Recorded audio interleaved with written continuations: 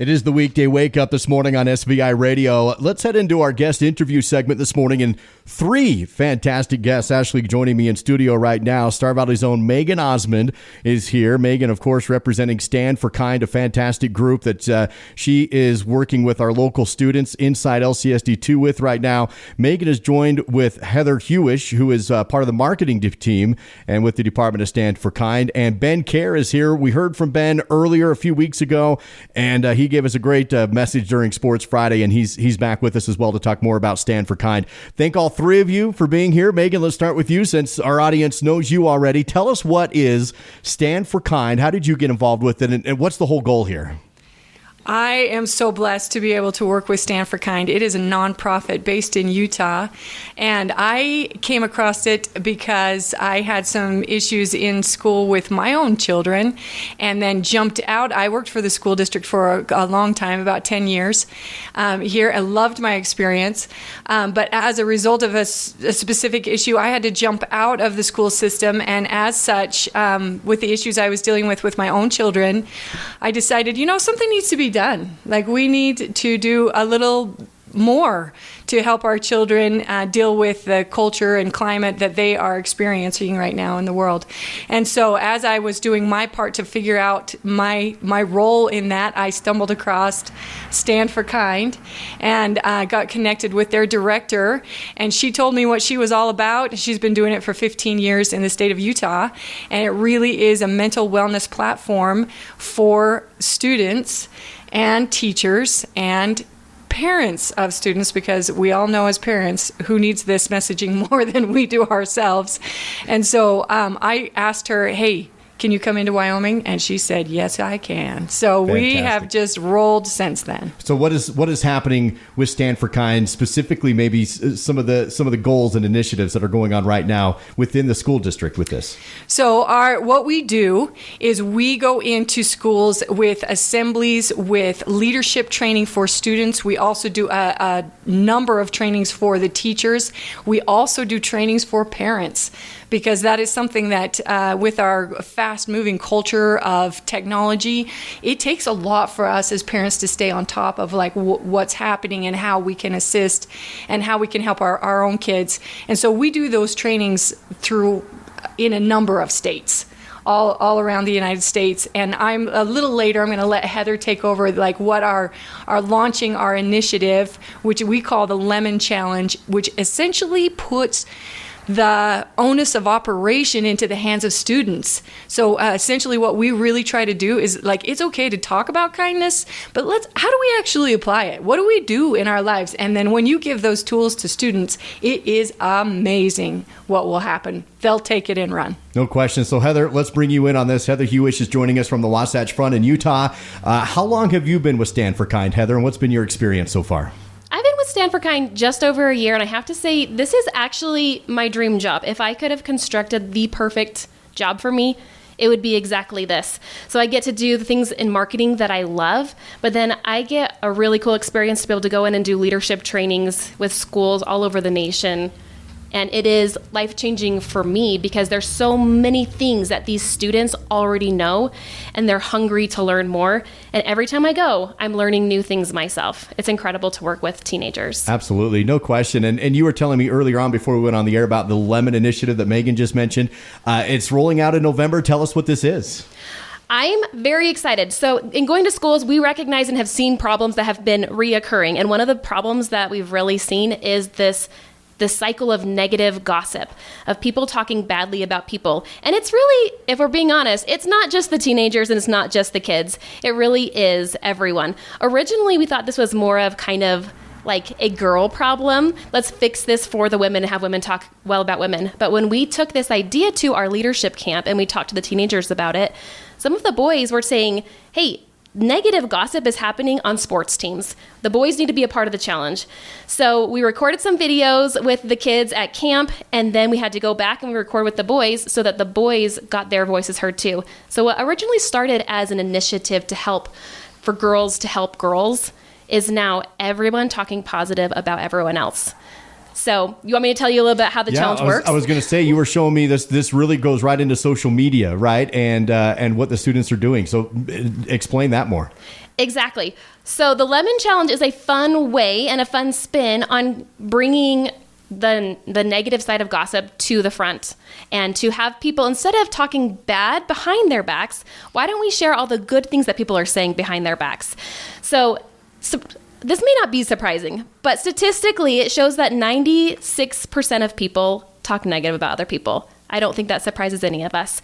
So when we thought, how are we going to fix this? We thought, let's do something that everyone would remember. And if negative gossip is not sweet and kindness is sweet, what would be the opposite of sweet? It would be sour. So we decided to pull in lemons for this. So essentially how it works is we ask someone to say something that they heard that's positive behind someone else's back and tag that person so that they hear the positive comment. And then they will tag 3 other friends and give them the challenge. And then they bite into a lemon and they say this little line: sour gossip spreads fast. Let's make kindness spread faster.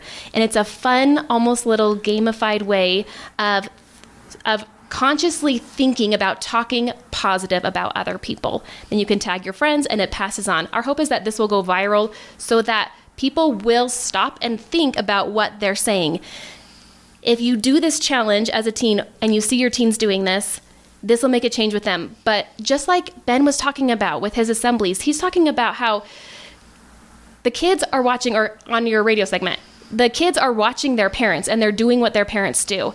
We need to make sure as parents that we are taking the time to look at what we're saying. Our kids are seeing it and they're hearing us say those things, so we need to make sure that we're making this change too. So we're inviting everyone to take the challenge. This is not just for kids and for teenagers. Adults, we want you guys involved too in making this change, and it'll be something that changes the entire community. Absolutely. No doubt. Ben Kjar also joining us in studio. Ben joins us as a recent inductee into the Utah Valley University Hall of Fame wrestling program, a world champion Greco-Roman wrestler. No big deal. And he's here with us today. Ben, really appreciate your time again with us today. You've been working with Stand for Kind and Megan and Heather during homecoming week. You spoke to a lot of the students inside Lincoln County School District number 2. Crew Zone Syndrome. Tell us what that is and what your experience was with it as a kid, specifically in relation to what we're talking about now, Stand for Kind, and maybe how you were treated because of this syndrome that you have. Totally. Crew Zone Syndrome is a facial difference. Doctors say it's a craniofacial anomaly. It's something that's super rare. It affects the way you look. The bones in your face don't grow at the same speed. It affects the way you eat, you breathe, you look. They have to expand your skull again and again and again so your brain grows at the correct speed. At a young age, I was made fun of every day, and not just by kids. And we've depicted it in a film that we have coming out in January, but you will be surprised, as my friends have said here, you will be surprised at how many adults will say very, very mean things. I've worked for Stand for Kind for almost a decade now, and I tell you what, it's changed my life. Literally, it has changed the way I show up. I think we almost talk too much about being kind to other people, be kind to other people, be kind to other people. But where does it really stem from? It's interesting that we're here during the homecoming week. We get to do that internally. Come back home. Come back home to you. You are able to speak kindly to others when you do what? You speak kindly to yourself. What we say out loud, verbally, externally, is what's inside of us. My challenge is when you look in the mirror today, what do you say?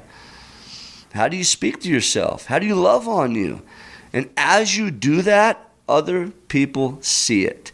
That's true kindness. Too many times we're nice to others. It's a fake version of like kindness.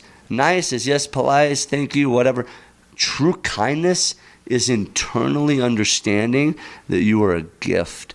But if you don't treat yourself like that gift, it's hard to treat others like that. Ben, I'm sure part of your experience with Crew Zone Syndrome is also learning how to internally respond when people are not kind to you, right? And so when we talk about being kind to everyone else and saying the right words and being the right type of person, it's not always going to happen to us, right? So how do we respond to that from your experience? Brother, that is such a good question. That's like the golden question. To me, it comes from confidence, 100%. I will come back with meanness. I will come back with anger and frustration if I don't know who I am. If I don't know who I am and what I stand for, dude, I'm going to be whatever people say I should be. That's not life. I teach people how to call their shot. I teach people how to get people in their life that help them do that. Really rad cheerleaders. I call them fanboys or fangirls, right? I am that for people. They call me up. They're like, dude, I need you in my life. I'm like, yeah, you do. Because we are going to light you up. And then we put a time clock on it. We call it a shot clock. We allow people to live at a higher level of themselves to gain confidence so that when hard things come their way, which will, they can react with kindness, confidence, and love.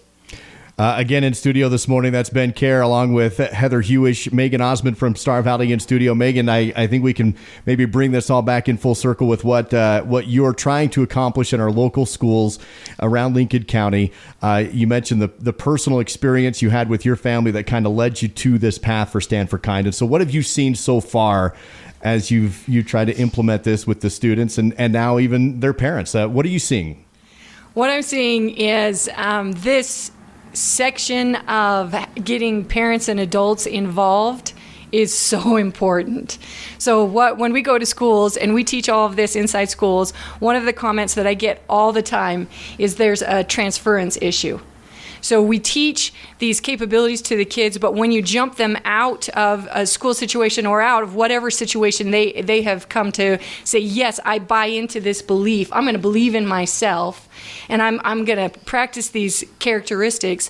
Then when you jump them into a different environment and a different situation, it is super hard for them to hold on to those things. Therefore, what we really need is a culture of kindness, and that starts with every interaction you have with another human being. And that is just like what Ben Kjar said in our assembly today in Thane, is your kiddos are watching you. So every time you're having a really negative conversation or a negative interaction and you're not handling that in a really great way, not to say we don't do that, because we do, but when we can develop a community or a culture of kindness, we are setting our kids up for success. We're setting ourselves up for success, and we're setting our kids up for success. Heather, you're in the marketing department with Stand for Kind, of course. So just tell us how people can learn more. Where do people go to follow Stand for Kind and find out more details? You can find us at Stand, then the number 4, Kind, on Instagram, on TikTok, on Facebook, on all the places. The best place to find us if you're looking for resources as a school, as a student, or as a parent, even a community member, is standforkind.com. And if you want to participate in the Lemon Challenge, under community, there's a little space for the Lemon Challenge, and it gives you all the information there. And just be sure to tag us at Stand for Kind so we can see the great work that you guys are doing.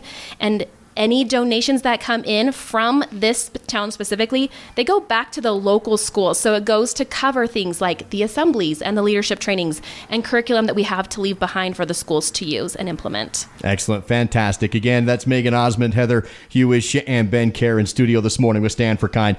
Thank all three of you very much. I really appreciate it. It is the weekday wake up this morning on SVI Radio.